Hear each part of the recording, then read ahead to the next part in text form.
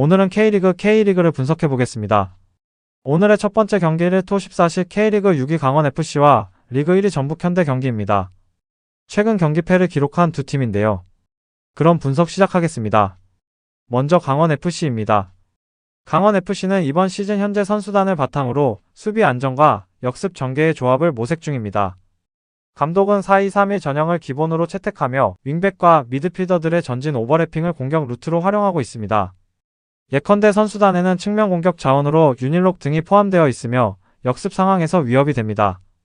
다만 수비 전환 시 뒷공간을 허용하는 장면이 최근 경기에서 개선 과제로 떠오르고 있고 수비 라인 구성상 일부 선수들의 컨디션 변수도 있습니다. 부상 및 주요 선수 내용입니다. 현재 선수단 내에서 주목할 만한 자원으로는 공격에서 득점 기대치를 갖고 있는 김건희가 있습니다. 또한 수비진에서는 브루노 올리베이라가 핵심 역할을 맡고 있고 수비 라인의 조직력이 승패의 키가 될 수 있습니다. 구체적인 부상자 리스트는 최근 업데이트된 정보가 제한적이지만 수비진 체력, 부상 이슈가 일부 존재한다는 점은 유의해야 합니다. 최근 경기 결과입니다. 강원의 최근 경기 흐름은 기복이 있는 편입니다. 공격 전개에서 찬스를 만들기는 하나 실점 허용 역시 잦으며 경기 내내 수비 집중력을 유지하는 데 약점이 있습니다. 이번 경기에서는 홈 이점을 바탕으로 초반부터 주도권을 잡으려 할 것이며 수비 조직과 역습 타이밍이 관건입니다. 다음은 전북현대입니다. 전북현대모터스는 현재 선수단을 기반으로 여전히 리그 상위권 팀으로 평가받고 있습니다. 감독 체제 하에서 4-3-3 전형을 자주 사용하며 중원에서의 전진 패스와 윙어 공격수들의 침투가 공격 루트입니다. 그러나 수비 라인의 밸런스에 있어선 완전하진 않다는 평가가 있으며 역습 허용이나 원정 경기에서의 집중력 저하가 약점으로 지적됩니다. 부상 및 주요 선수입니다. 현재 선수단에서 주요 공격 자원으로는 이승우, 하파 실바 등이 있지만 정확히 현재 등록 상태 및 컨디션은 확인이 필요합니다. 수비 쪽에서 핵심으로는 김진수 등이 있고 이들의 컨디션이 수비 안정에 직결될 수 있습니다. 부상 명단이 완전히 공개된 것은 아니나 최근 수비진 일부가 체력 혹은 컨디션 이슈를 겪는다는 분석이 있습니다. 최근 경기 결과입니다. 전북은 최근 경기에서 비교적 안정적인 흐름을 보이고 있으며 득점력과 조직력 면에서 긍정적인 평가입니다. 이번 경기에서도 공격 전환과 중원에서의 우위 확보를 통해 흐름을 가져가려 할 것입니다. 강원 대 전북의 최근 맞대결에서는 전북이 우세한 흐름을 이어왔습니다. 홈원정 관계없이 전북이 강원을 상대로 경기당 평균 더 많은 득점 기회를 만들었고 강원은 최근 맞대결에서 승리 사례가 많지 않습니다. 따라서 이번 경기에서도 전북이 심리적 전력적 우위를 갖고 있다는 평가가 타당합니다. 따라서 이 경기의 최종 예측 결과는 전북현대 승 2.5 언더 추천드립니다. 오늘 두 번째 경기일 토요일 14시 K리그 3위 대전 하나시티즌과 리그 5위 FC서울 경기입니다. 먼저 대전 하나시티즌입니다. 대전은 이번 시즌 중하위권에서 꾸준히 생존 경쟁을 이어가고 있습니다. 감독 황선홍은 4-3-3과 3-4-2-1을 병행하며 전방 압박보다는 빠른 전환과 역습 중심의 전술을 구사합니다. 특히 측면 전개와 전방 침투 플레이가 돋보이는 팀입니다. 왼쪽에는 박규현, 오른쪽에는 김문환이 활발한 오버래핑으로 공격의 폭을 넓히고 있고 중앙에서는 빅토르 보신이 후방 빌드업과 전환 패스를 책임지고 있습니다.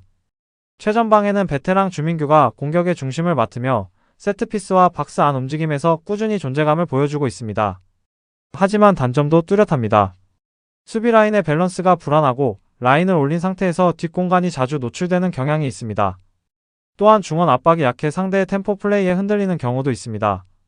부상 소식으로는 최근 훈련 중 경미한 근육 부상을 입은 서영재가 출전이 불투명하며 공격 자원 일부도 체력 관리 차원에서 교체 출전이 예상됩니다. 최근 5경기 성적을 보면 3승 1무 1패로 상승세를 타고 있으며 최근 경기에서는 포항, 제주 등 상위권 팀을 상대로도 좋은 경기력을 보였습니다. 특히 홈에서는 경기당 1.8득점 이상을 기록하며 공격력이 살아나고 있습니다. 다음은 FC서울입니다. FC서울은 이번 시즌 현재 선수단을 토대로 4-2-3-1 전형을 자주 사용하며 점유율 기반의 빌드업과 전방 압박을 병행하는 스타일을 선호하고 있습니다. 중원에서의 짧은 패스 연결과 측면 돌파를 통해 공격 기회를 창출하려는 모습이 돋보입니다. 윙어 및 이선 공격 자원들이 활발히 움직이며 침투 및 컷백을 통해 상대 수비를 흔들고 있습니다. 하지만 약점도 존재합니다. 수비 전환이 매끄럽지 않은 모습이 드러나고 있으며 백라인의 커버가 늦어지면서 뒷공간 노출이 간헐적으로 발생하고 있다는 평가가 있습니다. 부상 선수 및 주요 선수입니다. 주요 선수로는 미드필더 겸 윙어인 정승원이 현재 팀에 있으며 제로 포지션에서 침투 및 창출 역할을 맡고 있습니다. 또 다른 핵심 선수로는 수비 및 미드필더 겸할 수 있는 박수일이 있으며 최근 군복무 복귀 이후 팀의 안정감을 더해주고 있습니다. 공식적인 부상자 정보가 모두 공개된 것은 아니나 수비 라인에서 체력 저하나 컨디션 이슈가 있다는 내부 분석이 있습니다. 서울의 최근 흐름은 다소 기복이 있으나 점차 개선되고 있는 모습입니다. 최근 5경기에서는 승리와 패배가 섞여 있는 가운데 공격 전개 측면에서는 나아진 지표들이 보여지고 있습니다. 예컨대 최근 홈경기에서 득점력이 살아나고 있고 세트피스 한 방에서 기회를 만들기도 했습니다. 이제 두 팀의 맞대결 전적을 살펴보겠습니다. 최근 6경기 기준으로 서울이 3승 2무 1패로 약간 우세를 점하고 있습니다. 다만 대전이 홈에서는 강한 모습을 보여 최근 홈 3경기에서는 1승 2무로 패배가 없습니다. 또한 두 팀의 맞대결에서는 항상 득점이 많은 오픈게임 양상이 자주 연출되었습니다. 이번 경기 또한 다득점 경기가 예상됩니다. 따라서 이번 경기 최종 예측 결과는 대전승 2.5버 추천드립니다. 오늘 세 번째 경기는 1일 토요일 16시 30분 K리그 7위 FC 안양과 리그 9위 울산현대 경기입니다. 먼저 FC 안양입니다. FC 안양은 이번 시즌 현재 선수단을 바탕으로 점유보다는 전환을 핵심으로 삼은 경기 운영을 보여줍니다. 감독은 주로 4-3-3 또는 4-2-3-1 형태를 채용하며 공격 시에는 윙어 및 측면 미드필더들이 폭넓게 움직이며 전방으로 빠르게 침투하려는 움직임이 돋보입니다. 수비 시에는 라인을 다소 낮게 형성하고 상대의 압박 이후 빠른 역습을 노리는 패턴이 자주 나타납니다. 다만 수비 라인의 조직력이나 중원 연결 고리가 아직 완전히 안정된 상태는 아니며 특히 역습 상황에서 상대의 역습이나 빠른 전개에 의해 뒷공간 노출이 리스크로 지적됩니다. 부상 선수 및 주요 선수입니다. 주요 선수로는 공격형 미드필더 겸 윙어인 야고는 득점, 어시스트 모두 기대할 만한 자원으로 나타나고 있습니다. 수비진에서는 네덜란드 출신 센터백 토마스 우데, 코테가 조직력에 중요한 역할을 맡고 있습니다. 부상 정보는 구체적으로 공개된 정보가 적지만 수비 자원 일부가 컨디션 저하 혹은 교체 출전 형태로 나타나고 있어 완전한 전력으로 나서지 못할 가능성이 있습니다. 최근 5경기 결과입니다. 최근 흐름을 보면 승무패가 혼재되어 있으며 기복이 있다는 평가입니다. 예컨대 최근 리그 성적표상 안양은 12승 6무 16패, 42득점 42실점이란 기록이 나와 있습니다. 최근 5경기 중 안양이 홈에서 득점을 기록한 경기들이 있고 반대로 수비에서 아쉬움을 보인 경기들도 있습니다. 특히 역습 허용 후 실점하거나 경기 후반 집중력이 떨어지는 모습을 보여왔습니다. 다음은 울산현대입니다. 울산현대는 이번 시즌 현재 선수단을 기반으로 4-3-3 전형을 주로 활용하고 있으며 점유율을 가져가면서도 측면 및 중앙 돌파를 병행하는 공격 축구 성향을 유지하고 있습니다. 중원 미드필더들이 전방을 향한 패스를 통해 공격을 전개하고 윙과 공격수가 빠른 침투로 상대 수비를 흔드는 모습이 특징입니다. 하지만 약점으로는 수비진이 잦은 포지션 변경 및 부상으로 라인 밸런스가 흔들리는 경우가 있고 원정 경기 혹은 빠른 역습 상대로 집중력 저하나 뒷공간 노출로 고전하기도 했습니다. 부상 선수 및 주요 선수로는 공격수 에릭 파리아스 및 윙어 엄원상이 공격진에서 결정적 자원으로 평가되고 있습니다. 수비진에서는 베테랑 김영권이 중심을 잡고 있고 그 외 풀백 및 미드필더 라인의 경험과 신진 조합이 섞여 있습니다. 부상 정보는 구체적 명단이 제한적이지만 최근 수비 자원 일부가 교체되거나 출전 여부가 불확실한 상태라는 보도가 있습니다. 리그 공식 순위를 보면 울산은 34경기에서 10승 11무 13패, 40득점 44실점의 성적을 기록 중입니다. 최근 5경기에선 승리 무승부가 섞여 있으며 안정적인 연승 흐름보다는 변화가 많습니다. 특히 리그 후반으로 갈수록 득점보다는 실점 허용률이 눈에 띄는 부분이 존재합니다. 두 팀의 최근 맞대결은 안양이 홈에서 어느 정도 버텨내는 모습을 보이긴 했으나 울산이 순위 경쟁 및 전력상 약간 우위를 갖고 있다는 평가가 있습니다. 최근 기사에 따르면 울산이 안양과 순위를 맞바꾸려는 중요 경기를 앞두고 있다는 언급도 있습니다. 양 팀 간의 경기에서는 안양이 홈 이점을 살려 반격할 가능성이 있고 울산은 조직력과 공격진의 결정력을 기반으로 주도권을 잡으려 할 것입니다. 이번 경기는 안양이 홈에서 빠른 역습과 측면 돌파로 맞서고 울산은 점유와 연계 플레이를 통해 경기를 주도하려는 구도가 예상됩니다. 안양은 최근 흐름에서 득점력이 올라가 있는 반면 수비 안정성은 여전히 과제로 남아 있습니다. 울산은 공격진 자원이 확실하지만 수비 집중력에서 불안 요소가 존재합니다. 따라서 이 경기 최종 예측 결과는 울산승 2.5언더 추천드립니다. 오늘 네 번째 경기는 1일 토요일 16시 30분 K리그 2위 김천 상무와 리그 4위 포항 스틸러스 경기입니다. 먼저 김천 상무입니다. 국내 선수 위주로 구성되어 있으며 조직력과 수비 안정성을 바탕으로 하는 팀입니다. 주로 4-4-2 혹은 4-3-3 형태를 사용하며 수비 시에 라인을 조금 낮추고 역습을 노리는 흐름이 자주 나타납니다. 특히 최근 선수단 변화 속에서 빠른 측면 전개와 미드필더들의 적극적인 압박 전개가 강화된 모습입니다. 다만 약점으로는 전환 수비 시 뒷공간 허용이나 공격 전개 연결이 매끄럽지 않은 장면이 있다는 평가입니다. 수비 라인과 미드필더 간의 간격이 벌어질 경우 상대에게 기회를 주기도 합니다. 부상 선수 및 주요 선수입니다. 주요 선수로는 주장인 이정택이 있으며 기타 중원이나 수비진에서 핵심 역할을 맡는 선수들이 있지만 군팀이라는 특성상 매년 구성 변화가 있고 최근 일부 선수들이 컨디션 조절 중이라는 정보가 있으므로 완전 전력이라고 보긴 어렵습니다. 부상자 명단이나 출전 불가 정보는 구체적인 공개가 적지만 체력 및 컨디션 난조가 수시로 언급되고 있습니다. 최근 경기 결과로는 10월 5일엔 김천 상무가 3-0으로 울산 현대를 상대로 완승하였고 홈에서 안정적으로 리드하며 득점 과수비 모두 좋은 흐름을 보였습니다. 10월 18일 FC 안양과 김천 상무전에선 4-1로 패하며 원정에서 대량 실점하며 고전 수비 조직이 흔들렸던 경기였습니다. 10월 25일에 전북 현대모터스를 2-3 김천 상무가 승리하며 전북 원정에서 값진 3골을 기록하며 반격에 성공했습니다. 다음은 포항 스틸러스입니다. 포항 스틸러스는 K리그 전통의 강호로 2025 시즌을 대비해 선수단 대부분을 유지하며 경쟁력을 갖추고 있습니다. 기본 전술은 4-3-3 또는 4-2-3-1 형태가 자주 사용되며 점유율을 가져가며 측면 및 중앙 공격 전개를 병행하는 스타일입니다. 특히 미드필더와 윙어들이 활발히 움직이며 전방으로의 침투와 역습 전환이 모두 가능합니다. 하지만 약점으로는 수비 라인의 밸런스가 가끔 흔들린다는 점이 꼽히며 빠른 전환 상황에서 실점 위험이 존재합니다. 주요 선수로는 주장 완델손과 부주장 한찬이 있고 외에도 수비 및 공격을 책임지는 베테랑 및 젊은 자원들이 섞여 있습니다. 부상 관련해서는 특정 명단이 상세히 공개된 것은 아니지만 최근 수비진 또는 미드필더진에서 컨디션 변수 혹은 교체 출전이 있었다는 언론 보도가 있습니다. 최근 경기 기록들입니다. 2025년 10월 18일에 FC 서울을 1-2로 승리하며 서울 원정에서 중요한 승리를 챙기며 분위기를 탔습니다. 2025년 10월 5일에 대전 하나시티즌을 상대로 1-3으로 홈에서 대전에게 실점 허용하며 아쉬운 경기력을 보였습니다. 2025년 9월 27일 김천 상무에게 1호 패배, 김천 원정에서 득점 없이 무기력하게 패했습니다. 2025년 9월 21일엔 제주 유나이티드를 1-0으로 홈에서 한 골차 승리로 분위기를 다잡은 경기였고 2025년 8월 24일엔 전북 현대모터스를 상대로 3-1 대승을 거두며 팀의 폭발력을 보여줬습니다. 다음은 두 팀의 맞대결입니다. 두 팀의 최근 전적은 김천 상무가 압도적인 것으로 나타났습니다.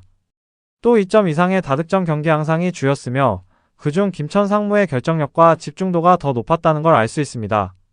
이번 시즌 포항의 천적은 김천 상무라 해도 과언이 아닐 것 같습니다. 따라서 이번 경기의 최종 예측 결과는 김천 상무 승 2.5버 추천드립니다. 오늘 다섯 번째 경기는 1일 토요일 14시 K리그 11위 경남FC와 리그 2위 서울이랜드 경기입니다. 먼저 경남FC입니다.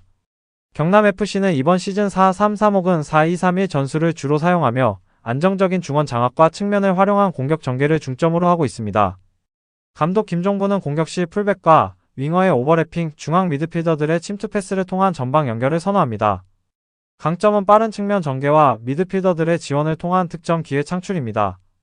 다만 수비 전환 속도가 다소 느리고 수비 라인 뒷공간이 상대에게 노출되는 경우가 잦다는 점이 단점으로 꼽힙니다. 부상 소식으로는 현재 공식 발표된 주요 부상자는 없으나 일부 수비 자원들의 체력 부담이 경기력에 영향을 줄 수 있습니다. 핵심 선수로는 공격형 미드필더 원기종, 공격수 이현승, 수비 중심 정승기 등이 있습니다. 최근 흐름을 보면 경남FC는 최근 5경기에서 1승 4패로 다소 부진한 모습을 보이고 있습니다. 홈에서는 공격 전개는 비교적 원활하지만 수비 안정성이 완벽하지 않아 서울 이랜드와의 경기에서도 초반 주도권 확보가 관건이 될 것으로 보입니다. 다음은 서울 이랜드입니다. 서울 이랜드는 현 시즌 4-2-3-1 전술을 기반으로 점유율을 통한 빌드업과 윙어의 침투를 적극 활용하는 스타일을 보여주고 있습니다. 공격 시 중앙 미드필더들의 빠른 패스 전개와 측면 자원의 돌파를 통한 득점 기회 창출이 주 무기입니다. 하지만 수비진의 조직력 불안과 원정 경기에서의 실점 허용이 약점으로 지적됩니다. 현재 부상자 명단은 제한적이며 핵심 선수로는 미드필더 정승원, 공격수 최영준, 수비수 김동현 등이 경기 흐름을 좌우할 것으로 예상됩니다. 최근 5경기에서 서울 이랜드는 3승 1무 1패로 비교적 안정적인 성적을 유지하고 있으며 공격 전개가 빠르고 득점력이 돋보이는 흐름을 보여주고 있습니다. 두 팀 간의 맞대결에 대해서도 알아보겠습니다. 최근 맞대결에서는 서울 이랜드가 다소 우세를 보이고 있습니다. 양 팀의 경기에서는 홈팀 경남FC가 초반 강하게 압박하는 전략을 자주 사용하지만 서울 이랜드의 점유 기반 공격과 미드필더 중심 전개가 승부를 좌우할 가능성이 높습니다. 양 팀 모두 수비 결속력이 완벽하지 않다는 점에서 득점이 많이 나오는 경기가 예상됩니다. 또 최근 경기에서 경남은 득점 없이 실점이 많은 반면 서울 이랜드는 실점 없이 득점을 꾸준히 보여주며 분위기를 상당히 잘 타는 경기 운영 방식을 보여줬습니다. 이 점이 이번 경기에서 어떻게 작용할지가 이번 경기의 중요한 관점 포인트가 될 것으로 예상됩니다. 따라서 이번 경기의 최종 예측 결과는 서울 이랜드 마인승 2.5버 추천드립니다. 오늘의 6번째 경기는 1일 토요일 14시 K리그 2위 수원 삼성과 리그 13위 충북 청주 경기입니다. 먼저 수원 삼성입니다. 수원 삼성은 이번 시즌 안정적인 점유율과 공격 전개를 바탕으로 꾸준한 경기력을 보여주고 있습니다. 감독 김도호는 주로 4-3-3 혹은 4-2-3-1 전술을 사용하며 전방 압박과 패스 기반 점유율 축구를 병행하는 스타일을 선호합니다. 특히 중앙 미드필더를 통한 빌드업 후 측면 돌파와 윙어의 침투 움직임을 적극 활용하는 공격이 강점입니다. 다만 수비 전환 속도가 다소 느리고 역습 상황에서 뒷공간 노출이 단점으로 꼽힙니다. 부상 소식으로는 수비수 권한규의 컨디션 문제와 일부 측면 자원들의 경기 출전 여부가 불투명한 상태입니다. 최근 흐름을 보면 수원 삼성은 꾸준한 상승세를 이어가고 있습니다. 최근 5경기에서 3승 1무 1패로 안정적인 성적을 기록하고 있으며 경기당 평균 득점도 높게 유지되고 있습니다. 홈에서는 안정적인 수비 밸런스와 공격 전개가 잘 맞물려 있어 이번 경기에서도 초반 주도권을 잡으려 할 것으로 보입니다. 다음은 충북 청주입니다. 충북 청주는 이번 시즌 다소 수비적 성향이 강하지만 역습과 측면 돌파를 중심으로 공격을 전개하는 전략을 사용하고 있습니다. 감독 김재호는 주로 3-4-3 또는 3-5-2 전술을 활용하며 수비 블록을 단단히 구성하고 빠른 역습으로 상대를 공략하는 스타일을 선호합니다. 하지만 수비 라인 간격이 벌어지는 경우가 있고 점유율 확보가 부족할 때 공격 전개가 지연되는 약점이 있습니다. 부상 선수는 구체적인 명단이 공개되지 않았지만 미드필더 및 수비 일부에서 컨디션 문제가 보고되고 있습니다.